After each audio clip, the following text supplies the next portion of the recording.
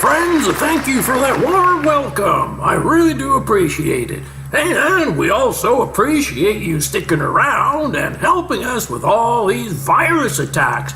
Now, we give a special commendation to Chris Caldwell because he came up with a program that we're going to be using to stop all you hackers from hacking into our bank accounts and stealing all of our money, because we're getting sick and tired of this. Now today we have a special guest for you, and his name is Scott Henderson, and he's going to be telling you about all this crap here that he found on the lunar surface too. You know, like alternators and spark plugs and all kinds of good stuff down there now. Hey, isn't it there, friends? And he's also found the place where all this crap and all this junk was actually thrown into, where all these Apollo missions were supposedly made. Oh, that's a real good one, because it certainly is going to show you that you just can't photograph stuff without spark plugs and Bob the Builder's toolbox and these here alternators from them cars there that you're going to be seeing pretty soon. So, without further ado, take it away, please, Scott Henderson! Now that, I'm not sure, that looks like an old Indian head or something, yeah. It's painted. Yeah. Okay. And you see how the astronauts have shown it to you? Right off the top of the handle? Mm-hmm. Okay. And if you want to go looking for stuff, just let the astronauts point it out to you. Yep.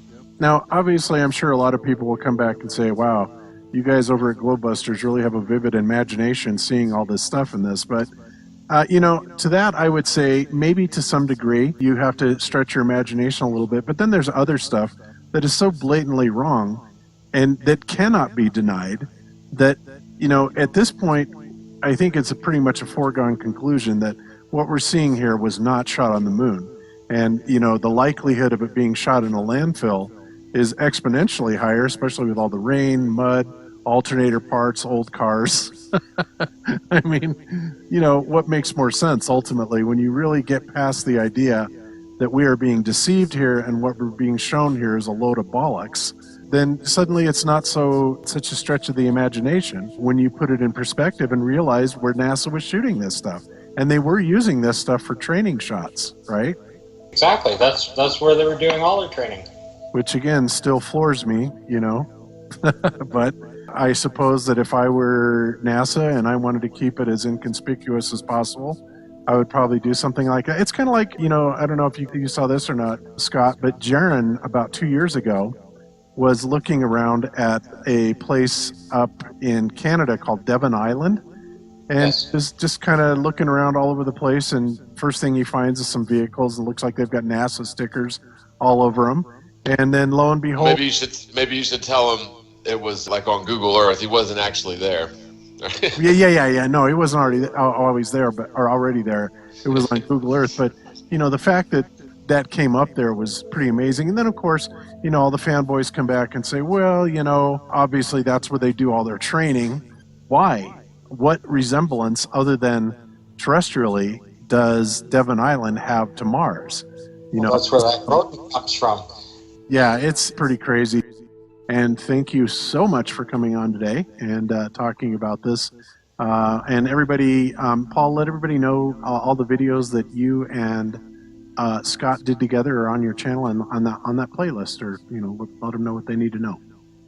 Yeah, all of them are available on my YouTube channel. It's just Paul on the Plane, and put together in a quick little playlist. So there's 7 so far, and hopefully, if Scott's willing, we can collaborate on a few more here in the near future. I would like that a lot. Yeah, super. Scott, do you have anything else that you want to share on this that you want people to take a look at? Well, I think we've pretty much covered everything. We got enough interest with people to take a closer look at the photographs. I mean, just about any photograph you pull up, there's something in there to be seen. There really aren't any random photos out there. I mean, I've spent thousands of hours studying them, and when I see them displayed now, or somebody's trying to debunk them or whatever, and I just look at them and I see what the problem is with the photograph, it's just hilarious, I just hope everybody takes a look at the videos we put up and the photos that I have at allis.com. David Percy and Mary Bennett, very kind to put the photographs up for me. He spent quite a bit of time helping me do the color plates up and make sure that they were clear and easy to understand. That's awesome. So, Scott, obviously you have got tens of thousands of hours in looking at the Apollo missions and kind of going through the stills and the video footage and all that. Are you continuing that on at this point and looking at ISS footage, and Orion things? Oh yes. Excellent. Oh, yes, all of that. I've looked through all the documentation for everything right back through from the late 1950s on with it, and Orion is just amazing. It takes a long time to understand how they present the documents. Like if they're talking about radiation and you're reading a document for an hour or so and they're talking about rads per hour, right? And then all the graphs are per minute. Yeah. And you don't realize that you're reading that. So, the numbers are down. It's only 0.05 this or whatever, right? Well, it's per minute, right? You multiply it by 60, right? And Orion, and I've read it through everything, and there was one little asterisk on it, and it said, this is by this simulation software for all the graphics and charts that they do on it. It's not the actual radiation numbers that they so-called collected on it. Yep. And at no time has NASA ever given a radiation number from outside the craft. Yeah, that's interesting, isn't it?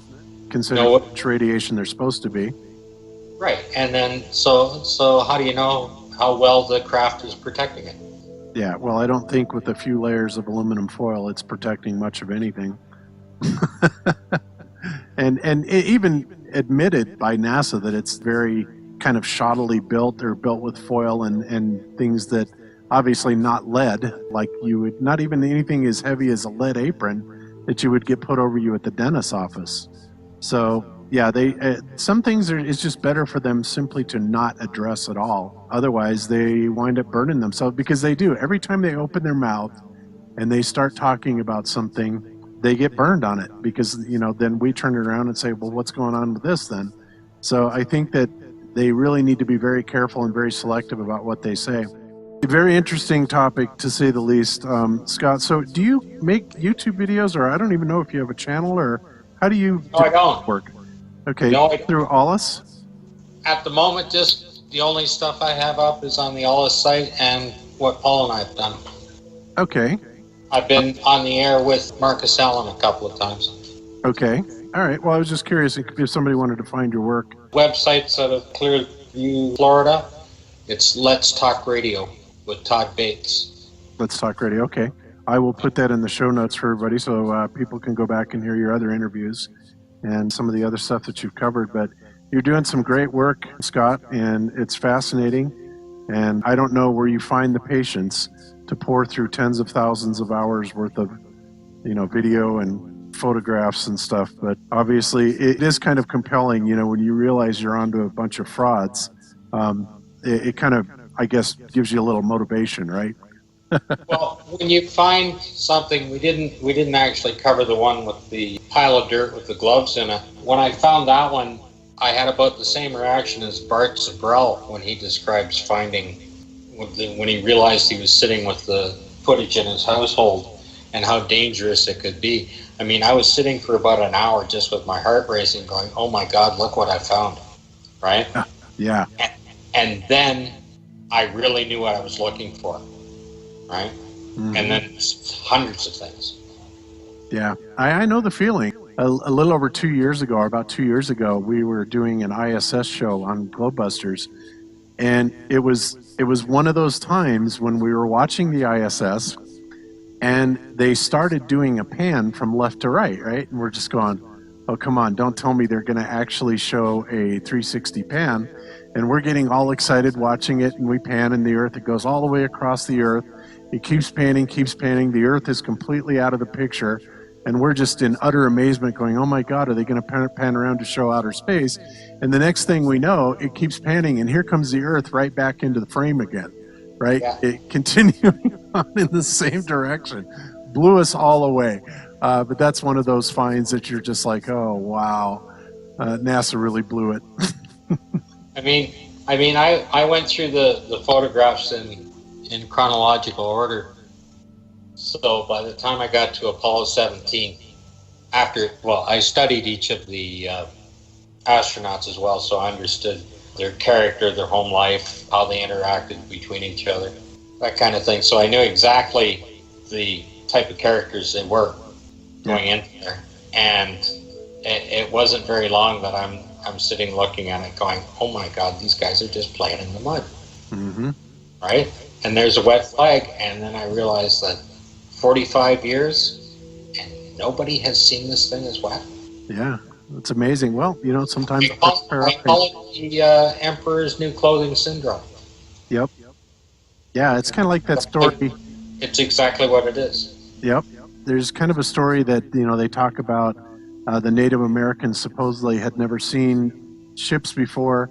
And there's this story out there that when they had come near the shore, the natives could not see them because they had never seen anything like that before. It never entered their paradigm. And in a way, that's kind of true. It really takes a fresh perspective sometimes for something to come out that a whole room full of people can miss. And then there's just that one unique individual that, looks at things just a little different. And it's like, oh my God, how did we miss that? So gotta love it.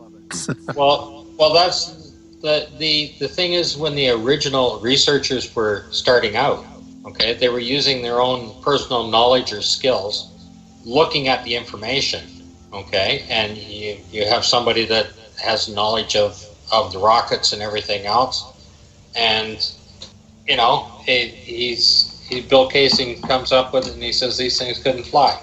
He looks at the photographs and say that couldn't happen, right? There's no blast crater. This couldn't happen. That couldn't happen. It should have been a done deal right then.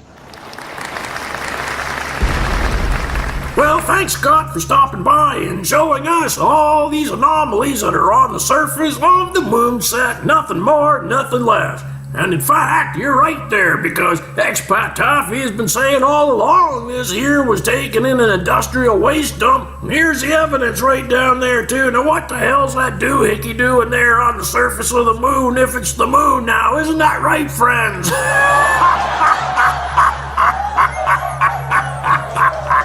Now, there's no way that any of this stuff should be on a real moon now. Now, come on, give me a break here. And why would this bag be just thrown all the way under there, underneath the rocket bell, which, in fact, this here is nothing more than a bucket that some dude has just taped or glued onto the bottom of this here prop. I can tell you that right now.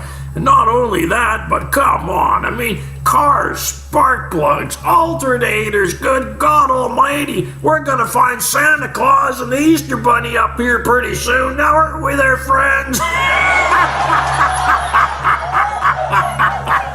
Oh, my dear God, just keeps getting better and better now, doesn't it there, friends? And if I was you, I would take this United States of America down, because that's a disgrace to the country now, isn't it there, friends?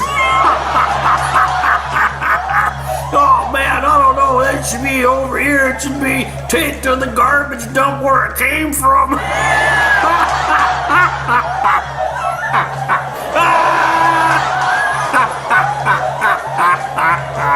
Oh, I tell you one thing, man. This Apollo, I'm sorry there, friends, but this Apollo just makes me laugh harder and harder every time I see shit like this.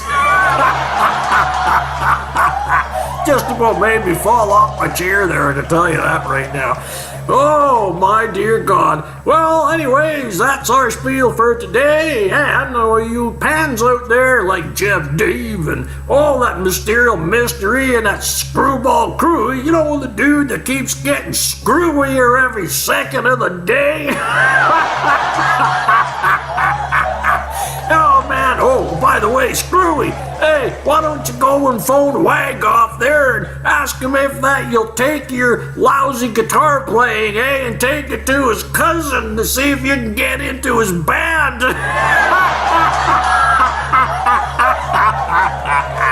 Oh, boy, oh, boy, oh, boy. Oh, that's a real bad guitar playing there. Screwy crewy, isn't it now there, eh? Oh, it's no wonder you're not in a band, because nobody would take you playing that shit like that.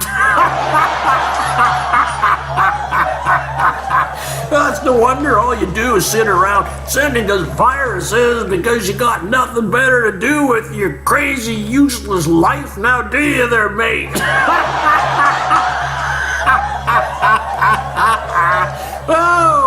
Oh boy, I'm having a lot of fun here today because those bastards ended up getting $6,000 off of my Visa card, and there's no way I'm letting that get away. The only thing I can do is laugh at these crazy NASA numbskulls because they're trying to get us off of YouTube. Well, I'll tell you what, mate, it ain't gonna work now, is it there, eh? Is you just wait, we're gonna get you guys back. You know what, haven't you ever heard that karma's a bitch when she comes around calling for you? Isn't that right there, Jeff, Dave, and Screwy, Crewy, and your old crewy of crazy NASAlytic bandits now, eh? Oh, my dear God, anyways. So, that's our video for today. That's, guys all out there, have the rest of the good week. And from Expat Taffy and myself, you guys have a great day out there now. Mr. Strange out.